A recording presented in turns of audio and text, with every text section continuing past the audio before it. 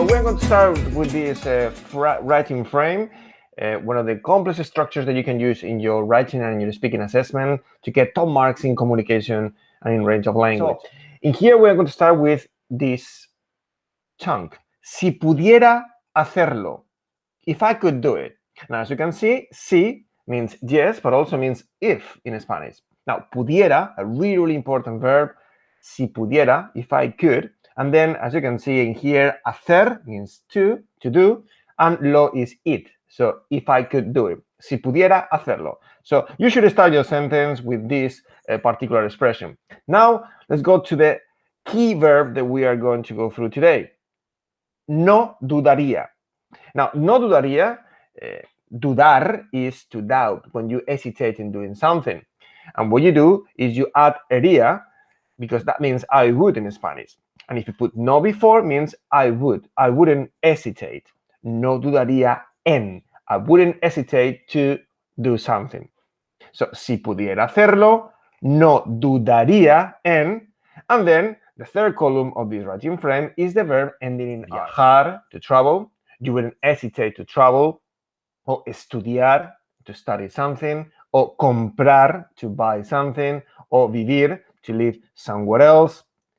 And with this, you can create great sentences that you can get, they can give you a lot of marks for this. And I'll give you one example. If you could do it, I wouldn't hesitate, or if I could do it, I wouldn't hesitate to travel around the world. Si pudiera hacerlo, no dudaría en viajar por el mundo. Viajar por el mundo. Maybe you want to study at university. Si pudiera hacerlo, no dudaría en estudiar en la universidad. Or maybe you want to buy a big and modern house. Si pudiera hacerlo, no dudaría en comprar una casa grande y moderna. Or maybe, if you could do it, or if I could do it, I wouldn't hesitate to live in the Caribbean. Si pudiera hacerlo, no dudaría en vivir en el Caribe. As you can see, guys, you wouldn't stop in there. You can start a new sentence using these three different ways to say also, that you already know, probably. También, además, and asimismo. With this, you can create great sentences, especially when you talk about something that you would like to do in the future. Now, let's jump into some examples that you can actually practice in your exams. Let's do it.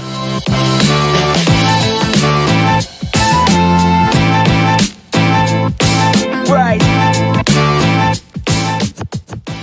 Okay, how can you use this complex structure of no dudaría en in a particular bullet point, in a particular question in your writing and your speaking? Well, let's go through this example from a past paper a couple of years ago.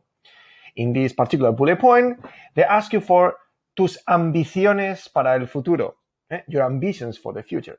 So you can actually use this structure to say things like, if I could do it, I wouldn't hesitate to do something else. For example, I wouldn't hesitate to travel to Spain, or I wouldn't hesitate to study at university. So let's show the writing frame we've been working on, and then we can use it. So in here we got the writing frame that we've been practicing, and now what you need to do is, before you even start writing, you need to think in the action, in the verb that you want to use in the sentence. For example, traveling around the world. There you go. Viajar por el mundo, as you can see, is what you want to do in the future if you have the opportunity. And viajar, as you can see, ends in ar. And we're going to use that verb in this structure. So the first thing is we're going to write down the first chunk of the frame, which is si pudiera hacerlo. Si pudiera hacerlo, if I could do it. As you can see, you will use this regardless what you want to do in the future. Okay? If I could do it, si pudiera hacerlo. And then what you're going to write down is the second chunk of the writing frame. No dudaría, remember that ería, I'm going to highlight it in here now. Dudaría, I wouldn't hesitate, okay? It's really important you put that ería, okay? No dudaría en. And now what you're going to use is you're going to use this viajar por el mundo. I wouldn't hesitate to travel around the world. Viajar por el mundo. Okay? If you want, you can develop that sentence even further, saying why using because. In Spanish, you can write down Debido a qué. And then you can put, you love it. Me flipa. So as you can see, in this sentence, you got two great structures. You got si pudiera hacerlo, if I could do it, and also you got I wouldn't hesitate in doing something. No dudaría en.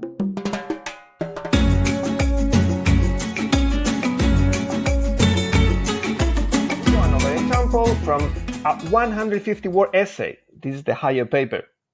And in here, they ask you for your recommendations for free time. Tus recomendaciones para el tiempo libre. Well, you can use this sentence or this writing frame to build up and incorporate this sophisticated language in your exams to get more marks. Basically, you can think in a verb, and a very basic verb. For example, playing football. As you can see here, jugar al fútbol en el parque, to play football in the park. Something really, really simple.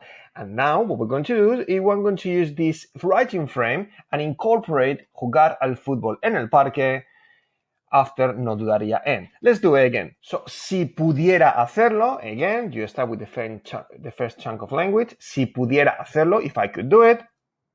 No dudaría, and again, that haría is really important. No dudaría en, I wouldn't hesitate in, and then you add jugar al fútbol en el parque. Jugar al fútbol en el parque.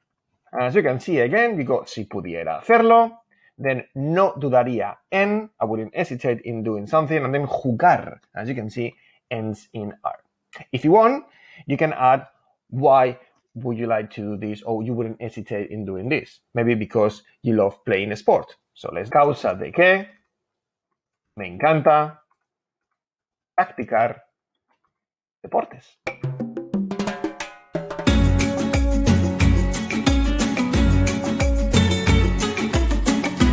And the last example is something again, a bullet point from the past paper.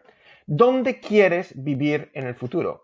Where would you like, or where do you want to live in the future? And again, you can say things like voy o quiero vivir en España. This is a really basic sentence, but if you want to get more marks, just think in vivir and use vivir with this frame. So let's start again. No dudaría en, and now what you're going to do is you're going to use vivir. Vivir, maybe en España. And after that, you can say why. Maybe because you love the weather. A causa de que me encanta el clima allí, over there. A causa de que me encanta el clima allí. Let's keep using this frame because it's going to give you definitely more marks in your exams, in your writing or in your speaking. Adiós, chicos. Thank you for watching.